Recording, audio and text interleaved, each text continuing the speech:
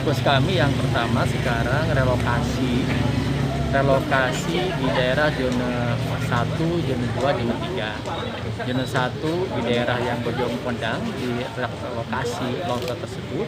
Zona 2 yang di SBG yang di atas perumahan, zona 3 yang daerah banjir yang Aceh lah. Nah, untuk zona 1 kita pindahkan ke SD Cipareal. SD Cipareal ini memuat ratusan kakak. Dan kami sekarang akan terus mengedukasi supaya bisa pindah di SD Cipareal sehingga tersentralisasi. Yang zona 2 yang di SBG dari atas, karena itu potensi longsor, ada gerakan tanah. Kita khawatir longsor susulan kalau curah hujannya tambah tinggi. Kita pindahkan ke Taman Burung, itu sudah di tenda, kalau itu sudah pindah. Sudah 93 KKA. Kemudian yang ketiga yang banjir itu di SD Al-Zahra. Dan kami penuhi kebutuhan dasarnya, makanan, minuman, pakaian, sampai dalamannya pun, kolornya kita siapkan, makanan khusus sebagainya. Bahkan tahlilnya yang meninggal pun 7 hari kita sediakan naturanya. Ya, betul-betul kita perhatikan, tambah dukungan psikososial dari Kemensos dan dari Dinas Sosial.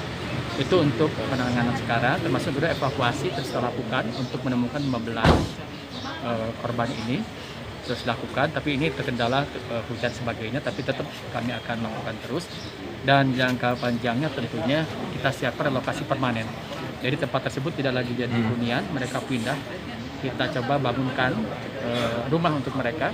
Masih ada 2 skema. Skema pertama kita di Tanah Kas Desa daerah Sindang Pakuan atau Tegal Manggung ya. Tegal Manggung. Yang kedua kita kerjasama dengan Asprumnas. Jadi perumahan yang datar gitu. Cari, nanti kita siapkan tempat lokasi bagi mereka permanen.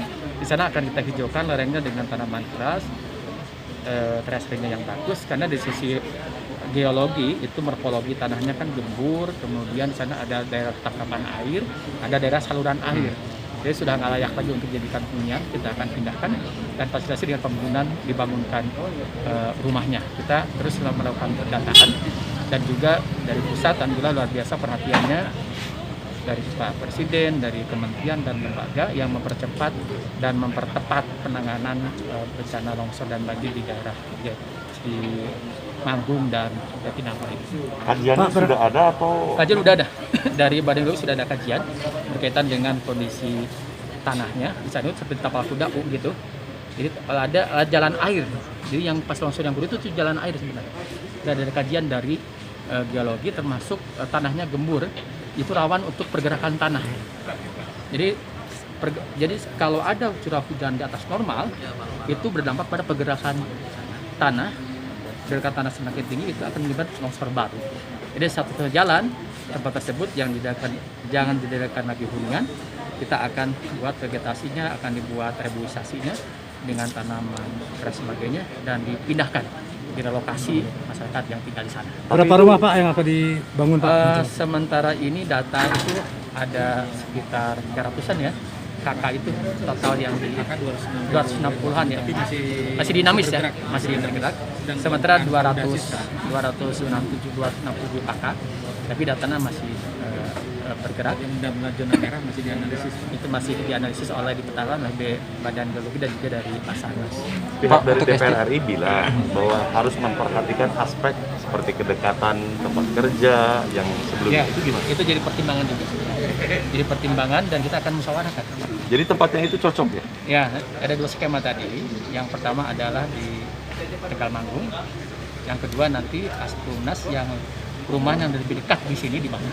Jadi kedekatan ini, apalagi itu kan guyup, ingin ngumpul terus, ingin dekat terus, jadi bahan pertimbangan. Tapi dari itu keselamatan jiwa diutamakan, yang jelas relokasi secara permanen harus kita siapkan, tapi yang dekat dengan tempat ini. Pak, jadi, target berapa lama Pak?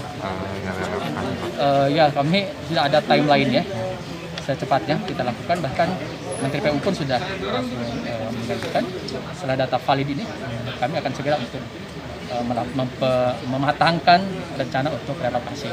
Kami sudah koordinasi dengan Asprumnas juga, rumah seperti apa, dengan kepala desa tanahnya di mana. Tapi memang ada plus minusnya. Kalau tanah desa kan harus ada cut dulu, ada pasos-pasum. Tapi kalau perumahan kan sudah tersedia pasos-pasumnya. Ya, kemungkinan mungkin ke perumahan cuma nanti di sisi harga, pas tidak dengan bantuan yang yang ada. Ini sedang kami matangkan, tapi secepatnya harus ada keputusan. Pak, Kalau yang estimasi kena butuh uang- anggaran berapa miliar, Pak?